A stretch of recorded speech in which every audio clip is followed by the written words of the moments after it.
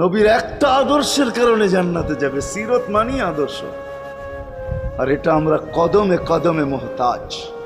কেননা এই ছোট জীবনটা যদি গ্রহণযোগ্যতা পর্যন্ত পৌঁছাইতে হয় আল্লাহর কাছে, চাই নারী হই, চাই যুবক হই, চাই বৃদ্ধ হই, যেই মানুষই হই না কেন, যেখানেরই হই না কেন, যেই বাসারই হই না কেন, যেই বর্ণেরই হই না কেন, যেই পেশারই হই না কেন, যেই সোসাইটিরই হই না কেন, এই জীবনটাকে যদি গ্রহণযোগ্যতা পর্যন্ত পৌঁছাইতে হয় কার কাছে? দুনিয়া আলাদের কাছে না, মালিকের কাছে, যিনি এক ফোঁটা পানির থেকে অস্তিত্ব দিছেন, যার কাছে আবার আমাদেরকে ফিরা যেতে হবে।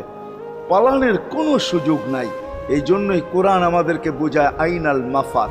আল্লাহ বলতেছে কোথায় ভাগবে তুমি, বলো কোথায় ভাগবে? কবির কথাই সত্য, যদিও নাকি পালাও তুমি আকাশেতে লাগিয়ে সিঁড়ি, সিঁড়ি লাগাও যদি আকাশ